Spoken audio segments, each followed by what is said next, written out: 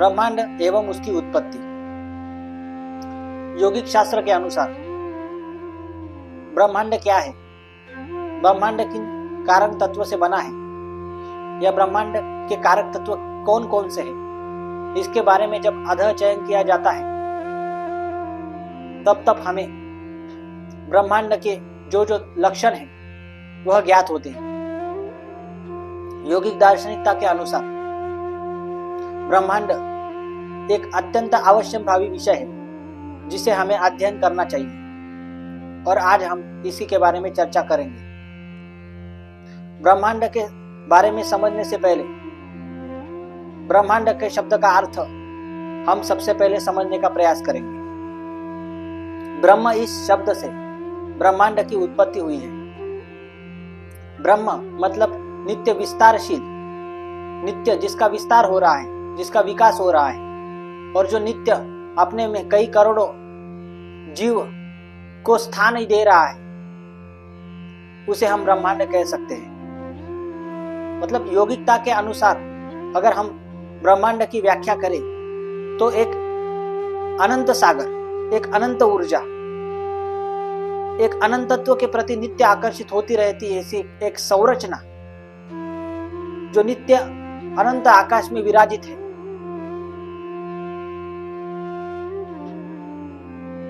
कर्म योग हो, ज्ञान योग हो, भक्ति योग हो, ध्यान योग हो, हर प्रकार के योगों में ब्रह्मांड के प्रति एक चिकित्सा बताई गई है। हर योग में ब्रह्मांड की चेतना को आकर्षित करने का नियम शास्त्र बताता है।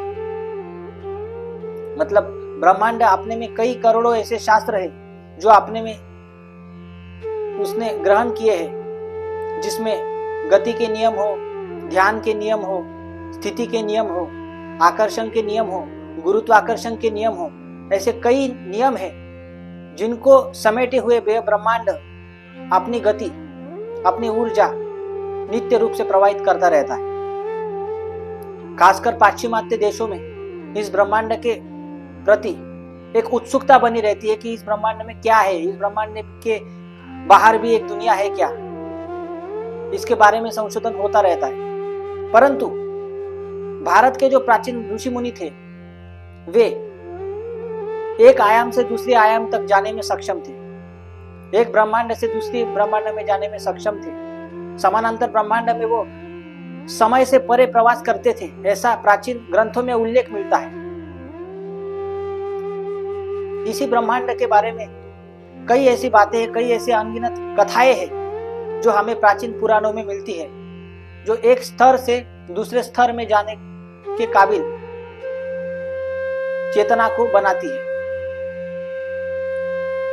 तो ब्रह्मांड एवं उसकी उत्पत्ति को समझने से पहले हमें ब्रह्मांड की जो संरचना है, ब्रह्मांड की जो तत्व प्रणाली है, उसे समझना आवश्यक भावी है। और हम निश्चित ही इसे प्राणायाम के माध्यम से भी समझ सकते हैं।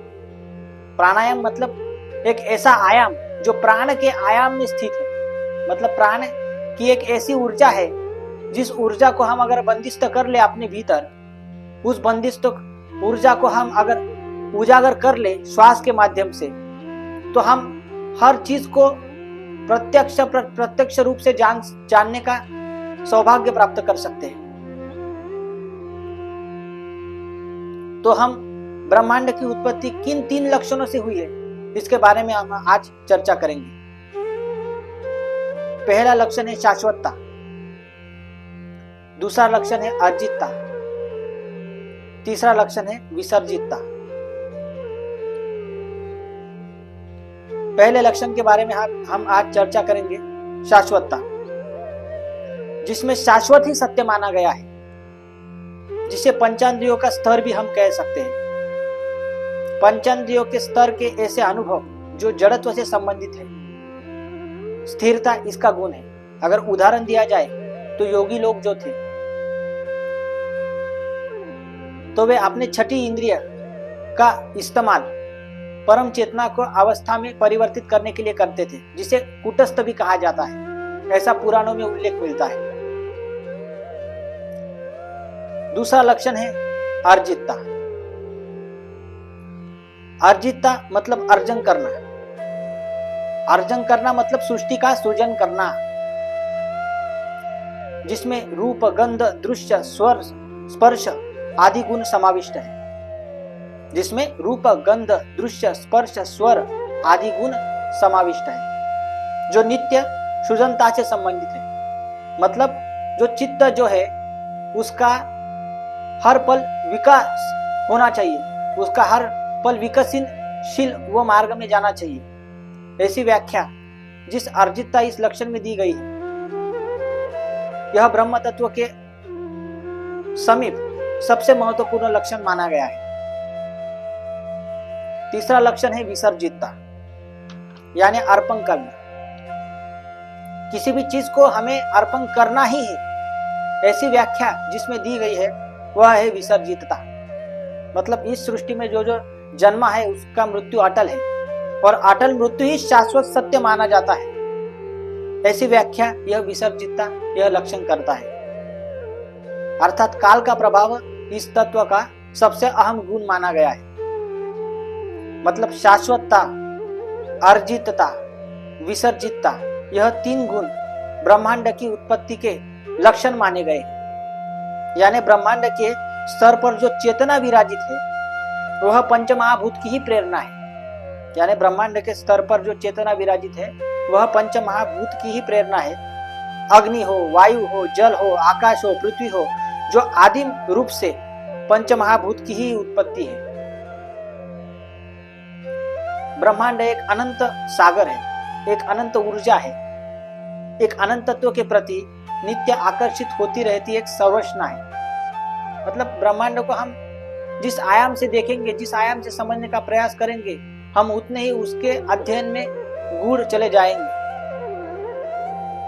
प्राचीन ऋषि मुनि ध्यान योग के माध्यम से, ज्ञान योग के माध्यम से, भक्ति योग के माध्यम से जिस चीज को समझने का प्रयास करते थे वह एकमात्र चित्त ब्रह्मांड चित्त ही है, और जो शाश्वत सत्य के प्रति अपने चित्त को उजागर करने में सक्षम रहता है। मतलब चेतना की शुद्धि हो, मन की शुद्धि हो, ध्यान की शुद्धि हो, व्रत की शुद्धि हो, कल्प की शुद्धि हो, कायाकल्प की जो सिद्धि है, हर सिद्धियों में जो सर्वश्रेष्ठ तत्व माना गया है वह ब्रह्म तत्व माना गया है, और ब्रह्म तत्व ही इस विषय में सृजनता की अनुभूति करवा सकता है। ऐसी व्याख्या यहाँ पर दी गई है। ब्रह्मांड की व्युत्पत्ति, ब्रह्मांड की व्युत्पत्ति एक साधन है, एक संरचना है, एक संकल्पना है इस चित्त को समझने की। जो प्राचीन धर्म शास्त्र, प्राचीन धर्म ग्रंथ जिसका आधार है ब्रह्मांड व्युत्पत्ति, हम अभंग से समझने का प्रयास करेंगे। शाश्वतार्जन विसर्जितता मूलबंध स्थिति, शाश्वतार्जन विसर्जितता मूलबंध स्थिति, योग चेतनाधारी ब्रह्मांड व्युत्पत्ति, योग चेतनाधारी ब्रह्मांड व्युत्पत्ति, पंचांद्रिय स्थित स्थिर गुणाभिप्रेत वृत्ति, पंचांद्रिय स्थित स्थिर गुणाभिप्रेत वृत्ति, योग चेतनाधारी ब्रह्मांड व्युत्पत्ति, योग चेतनाधारी ब्रह्मांड व्युत्पत्ति, रूप गंध दृश्य स्वर स्पर्शादि सृजन मूर्ति, रूप गंध दृश्य स्वर स्पर्शादि सृजन मूर्ति, योग चेतनाधारी ब्रह्मांड व्युत्पत्ति, योग चेतनाधारी ब्रह्मांड व्युत्पत्ति, कालाय प्रभाव वर्म अटल मृत्युर्थव्रति, कालाय प्रभाव वर्म अटल मृत्युर्थव्रति, योग चेतनाधारी ब्रह्मांड व्युत्पत्ति, योग चेतनाधारी ब्रह्मांड व्युत्पत्ति, चारु मने अग्नि जल वायु आकाश पृथ्वी, अग्नि जल वायु आकाश पृथ्वी, योग चेतनाधारी ब्रह्मांड व्युत्पत्ति, योग चेतनाधारी ब्रह्मांड व्युत्पत्ति। तो इस प्रकार से हम ब्रह्मांड की व्याख्या कर सकते हैं।